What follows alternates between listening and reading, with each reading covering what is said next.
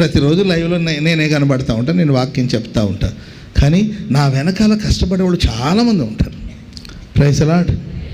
నన్నే ఫోకస్ చేస్తుంటాయి. కెమెరాలు కూడా 4-5 కెమెరాలు నన్నే ఫోకస్ చేస్తూ ఉంటుందండి. ఇటు కెమెరా పెట్టి అక్కడో కెమెరా పెట్టి నేను ఇటు తిరిగినా కనబడతాను, అటు తిరిగినా కనబడతాను.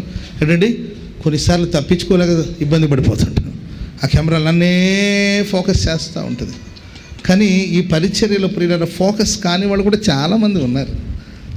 ఏంటండి వాళ్ళ మీద ఎవరు పెద్దగా కెమెరాలు ఫోకస్ చేయరు, కానీ వాళ్ళు కష్టపడుతున్నారు, వాళ్ళు శ్రమ పడుతున్నారు.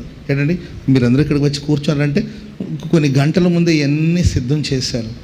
మీరందరూ కూర్చోనారంటే ఇక్కడ అన్ని ఏర్పాట్లు వాళ్ళు చేశారు. ఊడ్చారు, కడిగారు, శుభ్రం చేశారు, తుడిచారు, లైట్లు వేశారు, ఫ్యాన్లు వేశారు, చాపలు వేశారు, కుర్చీలు వేశారు.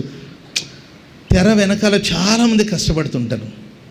వాళ్ళు చాలా వరకు వెలుగులోనికి రాలేని పరిస్థితుల్లో ఉంటారు. మనం ఆరాధించే దేవుడు ఎవరు తెలుసండి? ఏంటండి యోర్దానే అందరికీ కనబడుతుంటుంది, కానీ యోర్దానే కాదండి, చిన్న కేరేతు వాగు.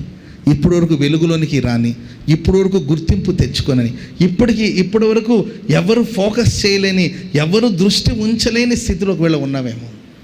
కొంతమంది గొప్పవాళ్ళు పనిచేస్తుంటే వాళ్ళ వెనకాల ఒక కంపెనీలో కావచ్చు, ఒక ఫ్యాక్టరీలో కావచ్చు, ఒక కాలేజీలో కావచ్చు, పెద్దవాళ్ళు ఎవరు ఉంటే వాళ్ళ చాటున, తెర చాటున నువ్వు కష్టపడిన నీ కష్టానికి గుర్తింపు లేకుండా క్రెడిట్ అంతా వాళ్ళే సంపాదించుకొని, ప్రైజ్ లార్డ్, ఏంటంటే ఘనతంతా వాళ్ళు సంపాదించుకొని నిన్ను పట్టించుకోకుండా, నిన్ను ఫోకస్ చేయకుండా. ఫోకస్ అంటే మనం ఏదో ప్రపంచానికి తెలియనని కాదు ప్రియులరా, నిన్ను పట్టించుకోకుండా, నీ కష్టానికి గుర్తింపు లేకుండా, నీ శ్రమకు గుర్తింపు లేకుండా జీవితకాలం అంతా నిన్ను తెరచాటునే ఉంచాలని కోరుకుంటారేమో మనుషులు.